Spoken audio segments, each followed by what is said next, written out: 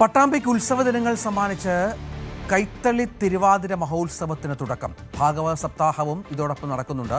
ആഘോഷത്തിന്റെ ഭാഗമായി എല്ലാ ദിവസവും വേദിയിലിറങ്ങേറുന്ന കലാപരിപാടികൾ ആസ്വദിക്കാൻ നിരവധി ആളുകൾ എത്തുന്നുണ്ട്. ഭക്തിയും ആഘോഷവും നാട്ടിൽ ആറാടിച്ചാണ് പട്ടാമ്പി നഗരഹൃദയത്തിൽ സ്ഥിതി ചെയ്യുന്ന കൈത്തളി മഹാദേവ ക്ഷേത്രത്തിലെ പ്രധാന ചടങ്ങായ തിരുവാതിര മഹോത്സവത്തിന് തുടക്കമായത്. ഇതോടൊപ്പം ഭാഗവത സപ്താഹ യജ്ഞവും നടന്നുവരുന്നുണ്ട്.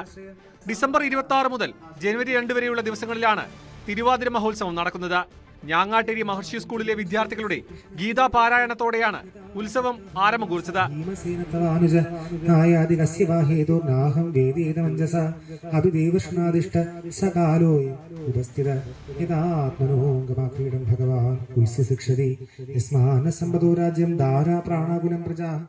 തിരുവാതിര മഹോത്സവത്തിന്റെ ഉദ്ഘാടനം ചലച്ചിത്ര താരം ഡോക്ടർ ഗോപിക നിർവഹിച്ചു.